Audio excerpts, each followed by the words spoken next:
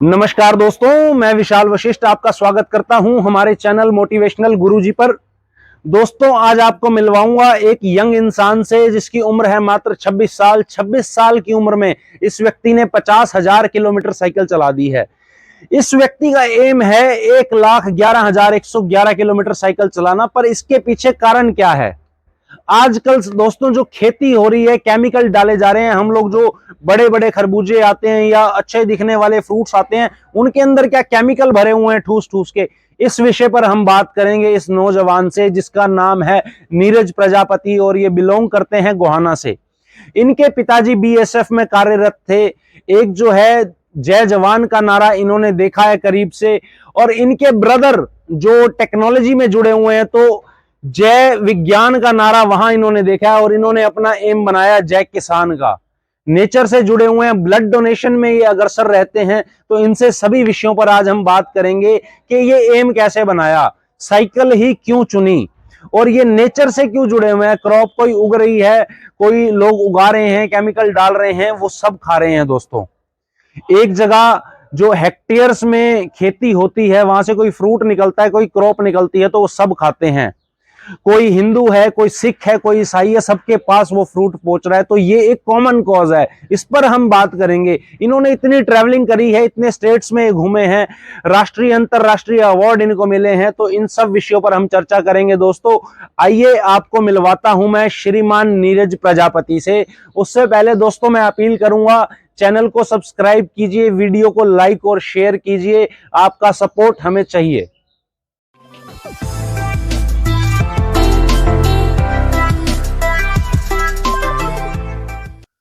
तो दोस्तों, मेरे साथ मौजूद हैं श्रीमान नीरज जी।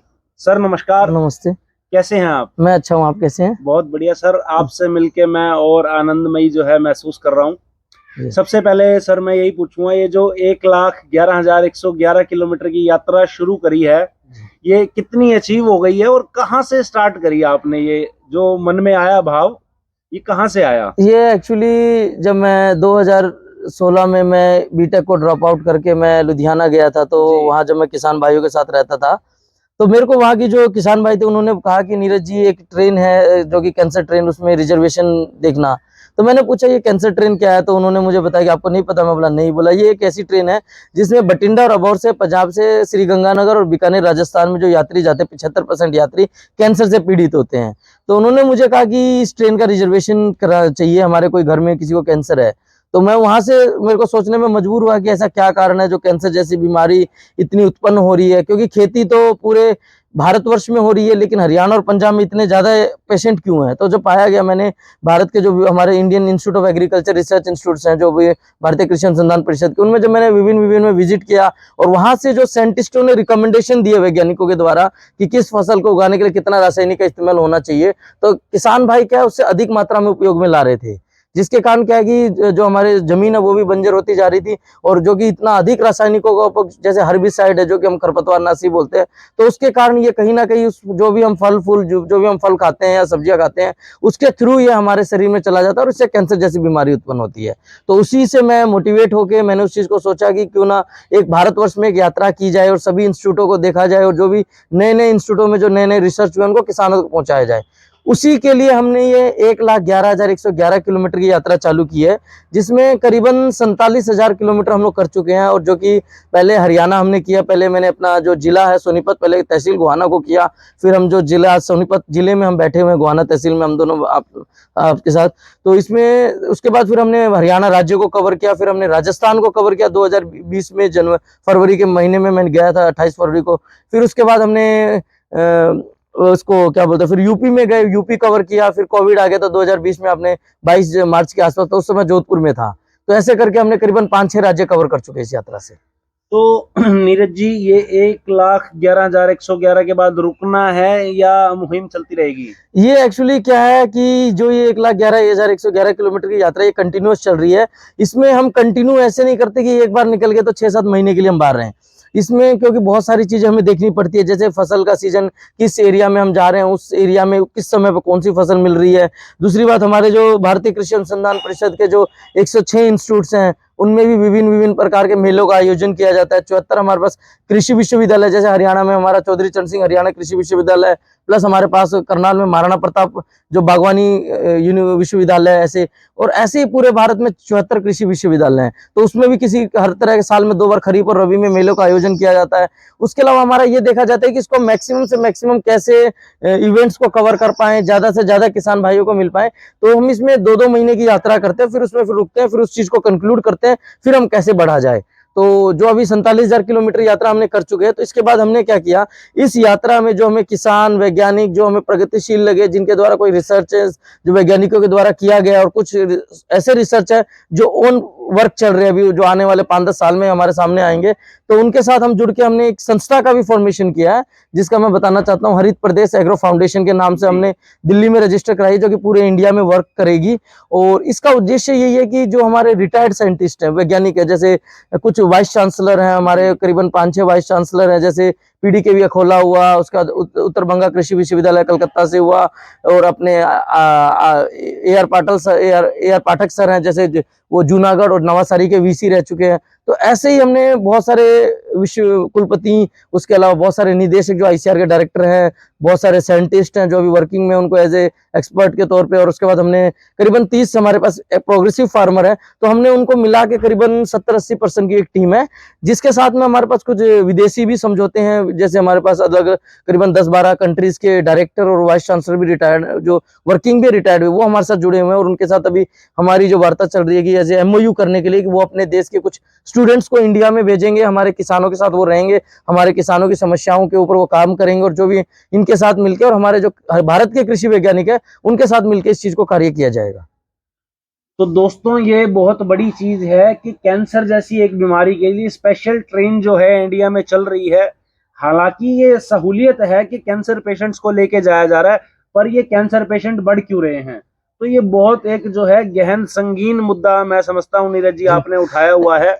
इसमें मैं आपको थोड़ा सा बताऊं, जैसे अभी हम गोहाना में बैठे हुए, थोड़ा सा अगर हम इससे सामने 5 किलोमीटर आगे उलाना गांव है मेरा गांव, उसके आगे अगर आप जाओ तो महम की तरफ है। मैं महम की तरफ भी जाता रहता हूँ, मतलब टोटली इस साइड में सुबह निकल जाता हूँ साइकिल से। तो मैंने देखा है खुद किसान भाई को, जो हमारे वैज्ञानिकों ने रिकमेंड किया था यूरिया को एक लिमिट अमाउंट में, आज किसान उसको 15-15 बोरी 1 एकड़ में डाल रहे हैं। अगर 1 एकड़ में 15 बोरी यूरिया डल रहा है, तो आप सोचिए उसकी जमीन कैसी होगी, क्या रह सकती होगी। अगर आप खुद यहाँ से निकल के देखें तो लाखन माजरे तक पूरी आपको बंजर जमीन मिलेगी, जहाँ पानी भरा है, जमीन में कोई ताकत नहीं है, पानी बारिश का पानी आता है ऊपर ही इकट्ठा हो रहा है, तो उसका कहीं ना कहीं भूमि की उर्वरा शक्ति पे तो असर पड़ रहा है, क्योंकि उसके केंचुए भी खत्म होते जा रहे हैं। तो ये बहुत बड़ा मुद्दा बन रहा है नाटक। नीरज जी, ये नेचुरली रिकवर नहीं हो सकती क्या भूमि? नहीं, नेचुरली रिकवर तो कर सकते हैं, लेकिन उसके लिए क्या है कि उसके अंदर जो माइक्रोब्स है, जीवाणु है, उनका होना जरूरी है।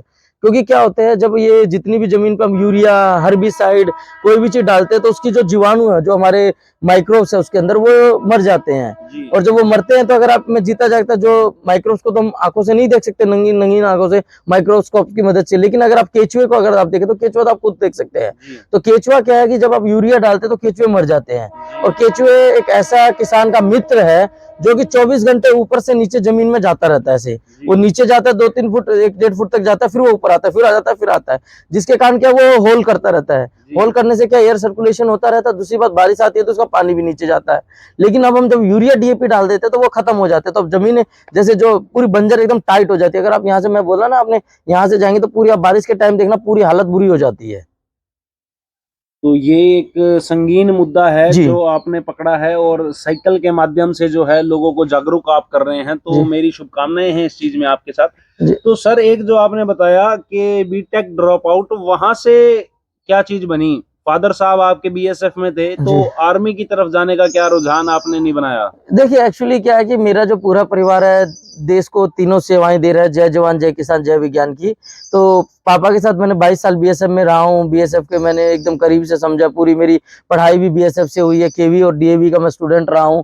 उसके बाद मैंने पूरा एजुकेशन भी ट्रैवलिंग में किया, जैसे पहले जम्मू कश्मीर में रहा, फिर कोलकाता रहा, असम त्रिपुरा रहा, फिर MP से मैंने पढ़ाई की, ऐसे मतलब पूरे इंडिया में घूम घूम के। तो वो भी था कि, लेकिन फिर मेरा ये था कि क्योंकि जय जवान तो फादर साहब ने किया है 22 साल देश की सेवा में, तो फिर बड़े भैया जो मेरे मास्टर पंकज कुमार, वो ऑटोमोबाइल डिजाइनर है, वो भी CM रुस्तम जी कॉलेज से, जो BSF का कॉलेज है, उनसे पढ़े हुए बीटेक इंजीनियरिंग की है। तो वो भी all India rank 1 designer automation में। उन्होंने 2015 में एग्जाम दिया था ऑल इंडिया में, उसमें उनकी ऑल इंडिया रैंक फर्स्ट आई थी।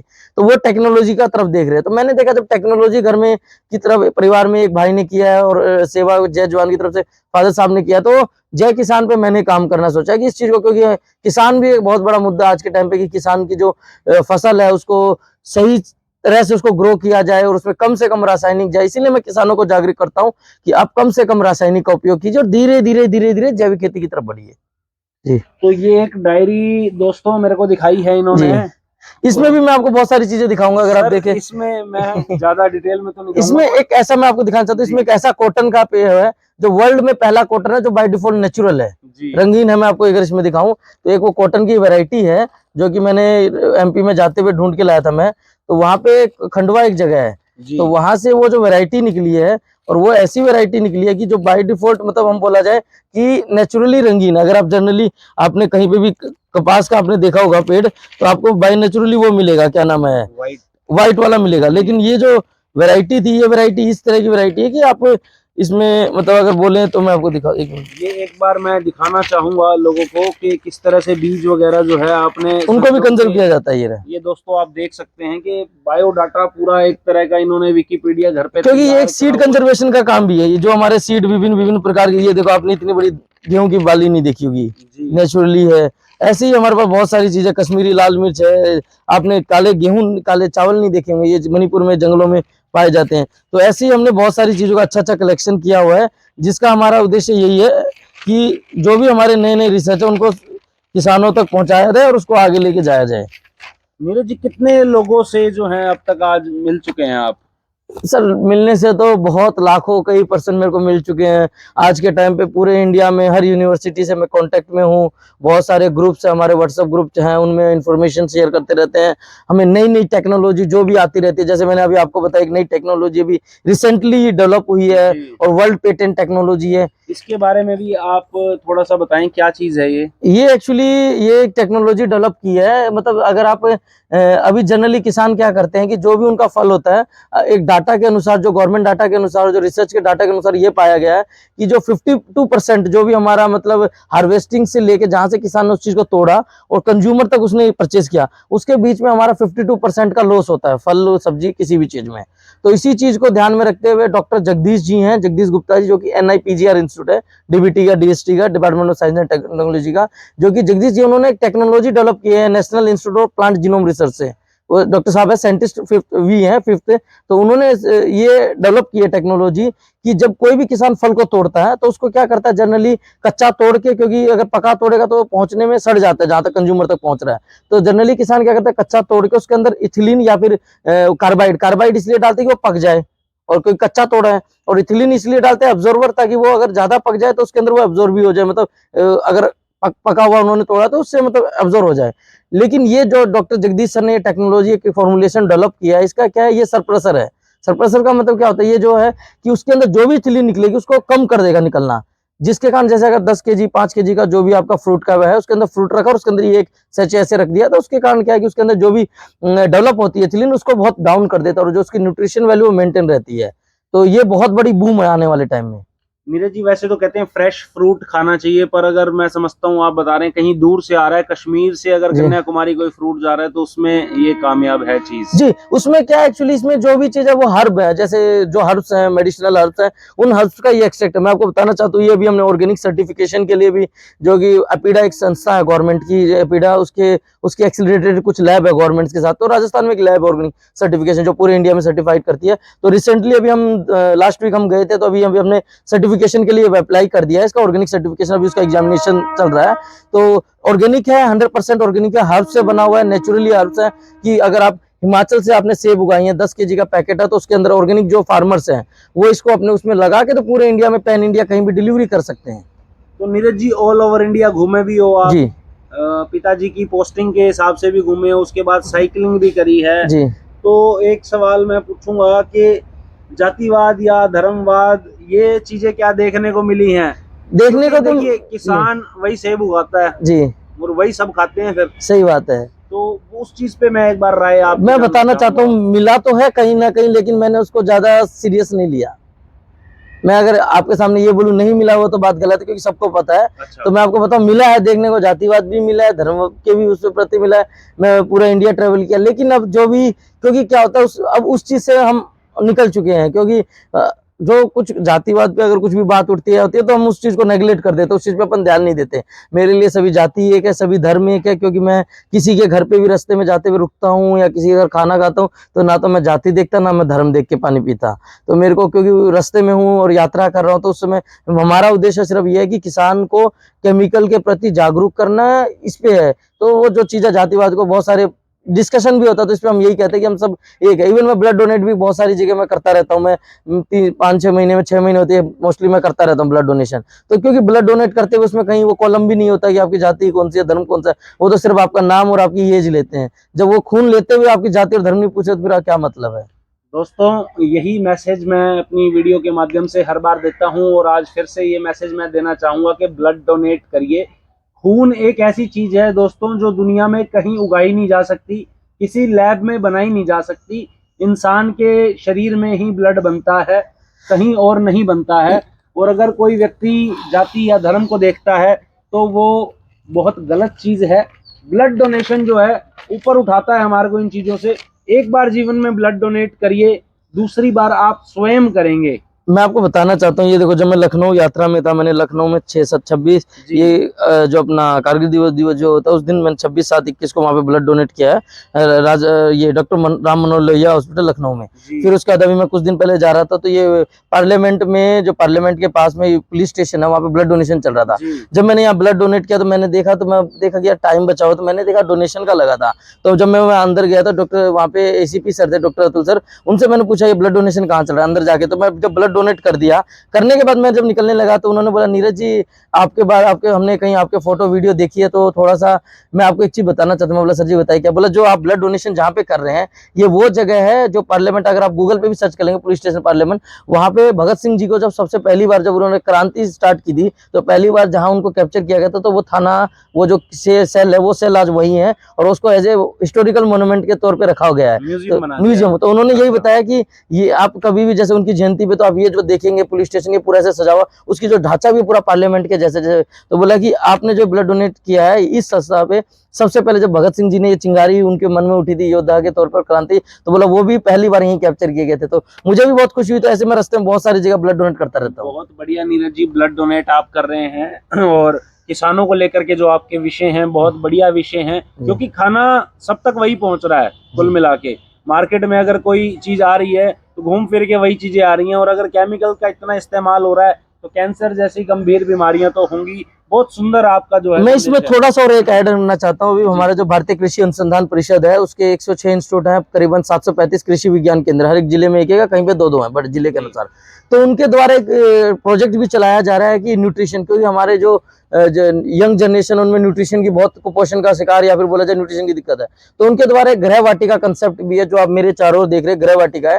इसमें यह कहा जाता है कि आप कुछ अपने फल फूल लगाइए या फिर आप अपनी कुछ सब्जियां जो भी रोजमर्रा की जिंदगी में 1-2 सब्जी लगाइए, और अपने, मैं आपको दिखाऊंगा इसमें, जैसे हमारे वहाँ पे वो वर्मी कंपोस्ट यूनिट है, वहाँ पे हम जो भी हमारा घर का जो भी फल फूल निकलते हैं वो वहीं डाल देते हैं। जो भी हमारा घर का मतलब जो बायोडिग्रेडेबल कचरा वहाँ डाल दिया जाता है, और हम गौशाला से 3-4 महीने में 1-2 कट्टा गोबर भी ले आते हैं, तो उसको वहां डाल के रखते हैं। उससे जो खाद तैयार होती है, आप ये देख रहे हैं जो आपके नीचे गोबर, ये सारी हमारी घर की है। तो ये एक न्यूट्रिशन की, जैसे अभी इसमें अमरूद लगे, अनार लगे, अलग अलग सब्जियां, तो ये भी एक बहुत बड़ा कंसेप्ट है कि मैं सबसे निवेदन करना चाहता हूँ कि आपके घर में जितनी भी जगह है, जैसे आपने बताया आप गमलों में लगा रहे हैं, तो आपके घर में जितनी भी जगह, चाहे उसमें कोई ना कोई, चाहे फल फूल किसी भी चीज का पौधा लगाइए। उससे क्या है, अभी आपने देखा होगा हम लोग सुबह निकलते हैं तो सुबह 5-6 बजे आप यहाँ बैठेंगे तो आपको कितना अच्छा, आप सामने देख पा रहे होंगे अंगूर के गुच्छे भी लगे हुए हैं, सब कुछ, ये सब चीजें।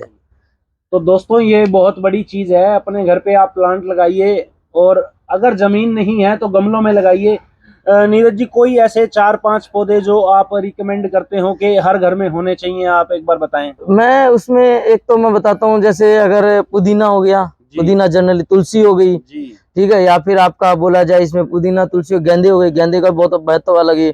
या फिर अगर आप इसको बोला जाए लेमन ग्रास हो गया, ठीक है, या फिर लेमन ग्रास के बाद अपन जैसे अजवाइन है, अजवाइन का जनरली जो मैं आपको दिखाऊं, अजवाइन के सिंपल स्टिक आप इसको लगा सकते हैं, क्योंकि जनरली अजवाइन की जगह तो ये जैसे नींबू है, गमले में आप नींबू भी लगा सकते हैं। तो ये 5-6 छोटे छोटे पौधे इनको लगाने से क्या है, इनको कुछ नहीं, आप खाली पत्ते को भी ऐसे मसल के ऐसे स्मेल करोगे। अब नींबू का पत्ता उसको अगर ऐसे रब करके ऐसे करोगे तो नींबू की आएगी, अजवाइन का उसको ऐसे करके ऐसे करोगे तो अजवाइन की आएगी, लेमन ग्रास का भी यही कंसेप्ट है। तो ये 4-5 ऐसे पौधे इनको रखना चाहिए घर पे। आपकी उम्र 26 साल है और मैं समझता हूँ 26 साल के युवा और लगभग 50,000 किलोमीटर की साइकिल की यात्रा आपने कर ली है। दुनिया भर के लोगों से आप मिले हैं, उज्बेकिस्तान आप गए, नेपाल की यात्रा आपने साइकिल से करी है। तो 26 साल की उम्र तक तो युवा सोच ही नहीं पाते करना क्या है। एक्चुअली ये मैंने यात्रा 22 साल की उम्र में चालू की थी। 20-22 साल में आपको बताना चाहता हूँ, 22 साल से पहले मेरे को साइकिल चलाना भी नहीं आता था। और मेरा जो पूरा परिवार, हमारा शुरू से ही कंसेप्ट, हम गाड़ी बाइक कुछ नहीं रखते। बीएसएफ में भी जब थे, पापा भी जब 5-6 किलोमीटर जाते ड्यूटी साइकिल से जाते थे। आज भी हमारे पास आप देखेंगे 3-4 साइकिलें हो रखे हैं। तो हम लोग सब साइकिल से यूज करते हैं। इवन यहाँ 5 किलोमीटर दूर मेरा गाँव है, तो पापा मम्मी जब जाते हैं तो पापा साइकिल चला के मम्मी पीछे बैठ के। तो आज भी हमारा वही है कि नेचर से हम लोग जुड़े हुए हैं। हम लोग पोल्यूशन नहीं चाहते तो हम बाइक गाड़ी कुछ भी ले सकते हैं, लेकिन हमारा ये मानना है कि पोल्यूशन ना करके जब तक शरीर चल रहा है, शरीर सही स्वस्थ है, तो हम साइकिल का उपयोग में लाएं। आपने देखा हम रोजमर्रा की जो भी छोटे मोटे काम है सारे काम साइकिल से करते हैं, नहीं तो हम पैदल जाते हैं मार्केट में। जी। तो सर युवा पीढ़ी जो उलझी हुई है, जिनके माइंडसेट सम टाइम क्लियर नहीं हो पाते हैं, कॉन्सेप्ट क्लियर नहीं हो पाते हैं, 30 साल 35 साल तक आदमी सोचता रहता है मैंने करना क्या है, मैंने करना उसका क्या है। रीजन पता है क्या है? यहाँ पे जनरेशन जो हो रखी है पब्लिक है, वो सैलरी के पीछे ध्यान दे रही है। जी। सैलरी के पीछे, डिग्रियों के पीछे। हाँ सैलरी के नहीं, डिग्री का भी मतलब सैलरी के पीछे क्या, उसको ये है कि आदमी ने क्या काम किया, क्या सोचा, वो उसको रिस्पेक्ट नहीं करती। वो ये देखती है कि सामने वाला कितना कमाता है, तो उसके हिसाब से वो देखता है कि इसको कितनी इज्जत देनी है। जी। तो जिसके कारण आदमी के दिमाग में ये बैठा हुआ कि मेरे को लाख रुपए, 2 लाख रुपए, 3 लाख रुपए पे, क्योंकि ये एक का इसका कंसेप्ट भी वही है। जब हम बीटेक या कोई भी इंजीनियरिंग या कोई भी पढ़ाई करके निकलते हैं, तो हमारे कंसेप्ट में होता है कि हमें 6 अंकों में सैलरी लेनी है। तो ये कंसेप्ट यही है कि मेरे लिए ये 6 अंक देश की सेवा के लिए, किसी के लिए ये 6 अंक सैलरी के लिए, कि भैया मैं बीटेक करूंगा तो मेरी 6 अंकों में सैलरी हो। इसीलिए हमने ये 111 का कंसेप्ट रखा हुआ है।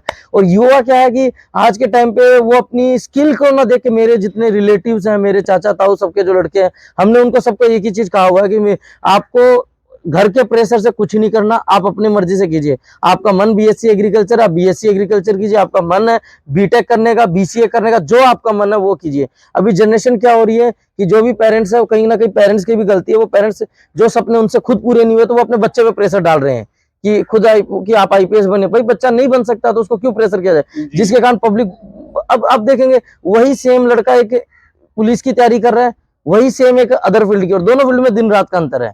मतलब उसको ये नहीं पता इस फील्ड में जाना है कि इस फील्ड में जाना है।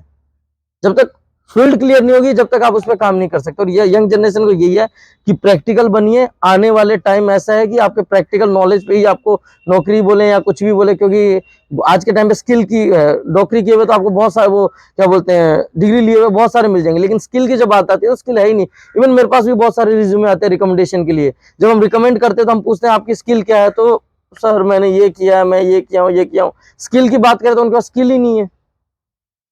तो दोस्तों ये भी बहुत बड़ी बात है, अगर एक पंचर लगाने वाला है तो पंचर लगाता रहेगा। गाड़ी में पंचर होना ही होना है, मोटरसाइकिल में पंचर होना ही होना है, और चल रही है। हमने भी लगाए पंचर, हमने भी 150 करोड़ की जनसंख्या है, हमने भी लगाए साइकिल में पंचर। वो व्यक्ति और कोई ठेले वाला है तो मैं समझता हूँ वो ज्यादा कमा लेता है, बशर्ते के व्हाइट कॉलर में कंपनियों में बैठे हुए लोग हैं जो कहते हैं जी हमारा 5 लाख का पैकेज है या 10 लाख का पैकेज है। इस तरह के मैं आपको बताता हूँ, हमारे जो डॉक्टर साहब हैं, डॉक्टर जगदीश सर, इनकी बताता हूँ। ये जर्मनी से पीएचडी करके आए, जर्मनी ने इन्होंने पोस्ट डॉक किया, जर्मनी में इन्होंने सब कुछ रिसर्च किया, और इनकी सैलरी बहुत अच्छी खासी थी, मतलब 2-3 लाख तो नॉर्मल चीज है, बहुत मतलब अच्छी पैकेज में थे।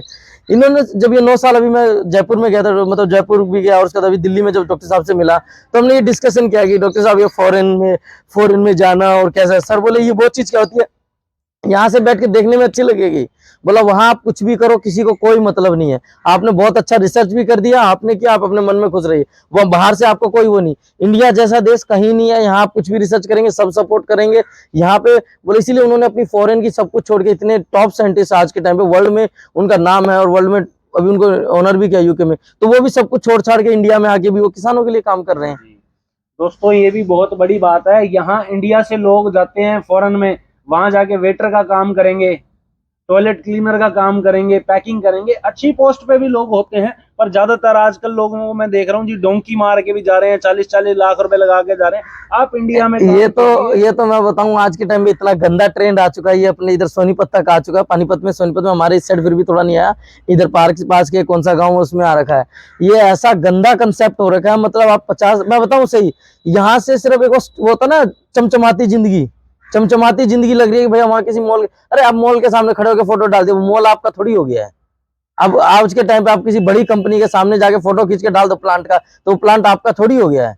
तो वहां पे क्या वो चमचमाती लाइटिंग वाली जिंदगी वो डालते, लेकिन असलियत क्या है, वहां आदमी, मैं बताता हूँ, जो महीने भर बैठा वो भूखा रह के कैसे पैसे बचा रहा है, हमें पता है। अब अगर आप इसकी बात करें आम की, अभी हम यहाँ पे आम कितना 50-60 रुपए केजी ले रहे हैं।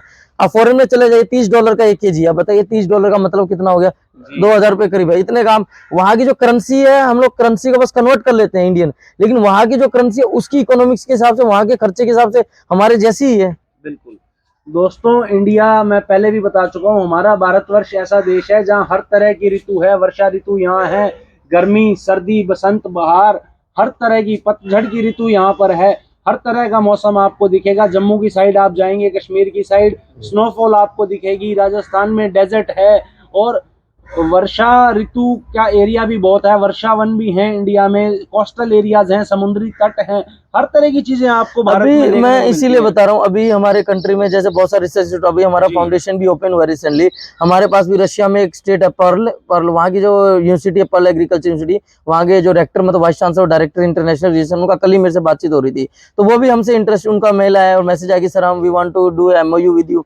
तो हमने उनसे पूछा आप ऐसा क्या, तो उन्होंने बताया कि सर आपके कंट्री में जो है, हमारे पास कुछ ऐसी क्रॉप्स है जो टेम्परेट क्रॉप है, जो ये -डिग्री में लद्दाख में ग्रो कर रही है। हमारे पास कुछ ऐसी क्रॉप है जो डेजर्ट में ग्रो कर रही है। हमारे पास कुछ ऐसी क्रॉप है जो हमारे सिक्किम, दार्जिलिंग के एरिया में ग्रो कर रही है, हेवी रेल में, और कुछ ऐसी हमारी कोस्टल एरिया की है जहाँ पे खारेपन की है। तो वो ये कह रहे हैं कि सर इतना जो डाइवर्सिटी है वो इंडिया में है, इतनी डाइवर्सिटी किसी कंट्री में नहीं है। इसी कारण आज रशिया जैसी कंट्री, जापान जैसी और जर्मनी जैसी कंट्री, बड़ी बड़ी कंट्री, जो इंडिया जैसी जो बड़ी कंट्री है, वो सब कंट्री आज इंडिया के साथ क्यों आना चाह रही है? वो इसीलिए चाह रहे हैं कि इंडिया के पास रिसर्च का एरिया भी है, अपॉर्चुनिटी है, प्लस यहाँ पे एक लार्ज स्केल में मैन पावर भी है। बिल्कुल सर। और हम लोग, मुझे लगता है नीरज जी, कहीं ना कहीं हमारी जो पीढ़ी है वो इसे खराब कर दी है। बाहर की जो चीजें दोस्तों आप देखेंगे तो स्नोफॉल वाले एरिया, वहाँ बर्फ ही बर्फ है, उनके पास खाने के लिए कुछ नहीं है। वो फिर मक्खी मच्छर तो अपने आप उन्होंने खाने हैं, मांस मच्छी खाना है उन्होंने। आपके पास प्रोडक्ट हैं वेजिटेरियन में, इतनी वैरायटी हमारे पास। मैं अब जब घूमने लगा हूँ, लोगों से मिलने लगा हूँ, देवेंद्र सूरा जी ट्री मैन है जो पेड़ लगाते हैं, मैं उनसे मिला। वीडियो का लिंक मैं दोस्तों डिस्क्रिप्शन बॉक्स में डाल दूंगा। तो काफी वैरायटी मेरे को देखने को मिली है। वैरायटी की बात करें तो मैं आपको बताता हूँ, डॉक्टर SK मल्होत्रा जी थे जो पहले हॉर्टिकल्चर कमिश्नर थे और कमिश्नर इंडिया में, अभी वो ICAR के प्रोजेक्ट है DK जो नॉलेज में जो उसके डायरेक्टर हैं।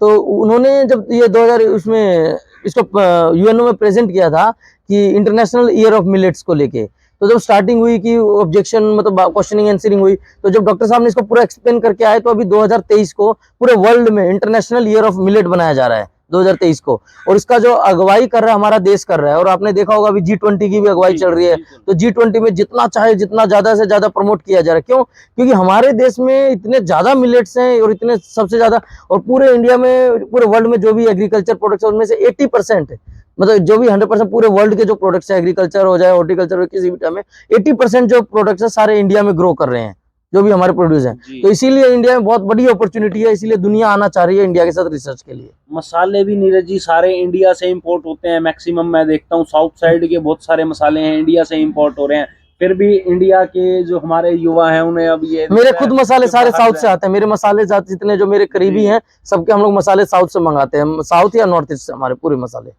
तो दोस्तों, एक साइकिलिस्ट, किसान प्रेमी, नेचर लवर, जो कि नेचुरल तरीके से जो है क्रॉप्स को ग्रो करने का एक रुझान और एक मुहिम इन्होंने छेड़ी हुई है कि यूरिया और जो दूसरी इंग्लिश खादें हैं उनका प्रयोग कम से कम किया जाए, ब्लड डोनेशन में अग्रसर हैं। तो ऐसी ही सोच मैं दोस्तों समझता हूं अगर हमारे देश के हर युवा में आएगी तो हमारा देश जो है तरक्की की राह पर चलता रहेगा, लोग अट्रैक्ट होते रहेंगे। पहले भी सोने की चिड़िया हमारा देश था और होपफुली आगे भी हम नंबर 1 बनेंगे दोस्तों।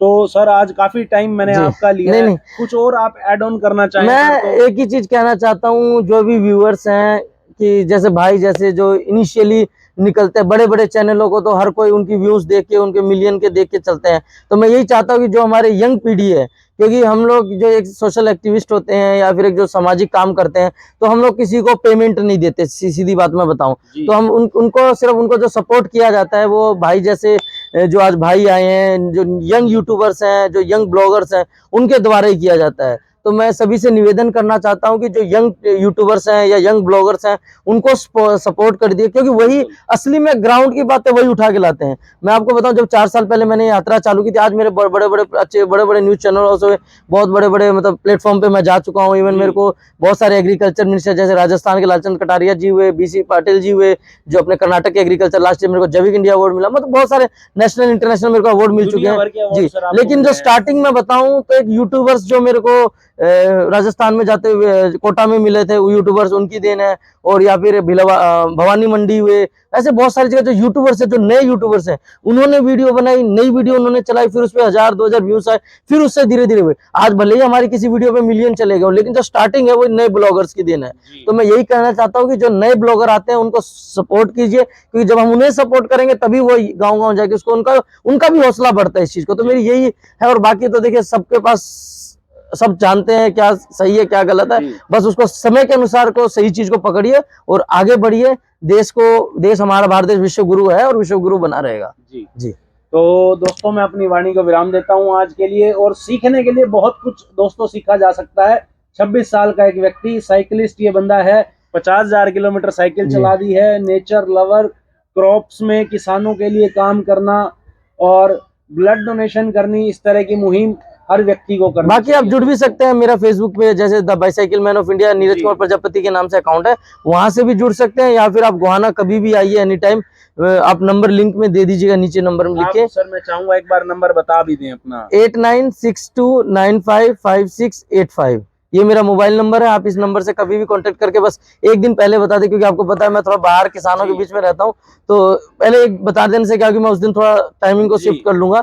तो मैं ये चाहता हूँ ज्यादा से ज्यादा यंग जनरेशन आए, प्लांटेशन पे ध्यान दिया जाए। अभी भी मौका है कि हम समझ जाएं, क्योंकि ऑक्सीजन की बात थी तो ऑक्सीजन हमने पौधे खरीद ली थी कहीं से भी, लेकिन पानी को बचाएं, क्योंकि पानी कहीं से खरीदा नहीं जा सकता, ना पानी बनाया जा सकता। तो अभी जितना पानी है उस पानी को सही से उपयोग करें और पानी बचाव पे भी थोड़ा सा ध्यान दिया जाए, क्योंकि ऑक्सीजन तो चलो आपने कहीं से ले ली थी, लेकिन मेरे हिसाब से आप पानी कहीं से नहीं खरीद सकते। जो भी केप टाउन सर एक कंट्री है, वहां पर साउथ अफ्रीका पूरा हो गया वो, पानी नहीं बचा है वहां पे।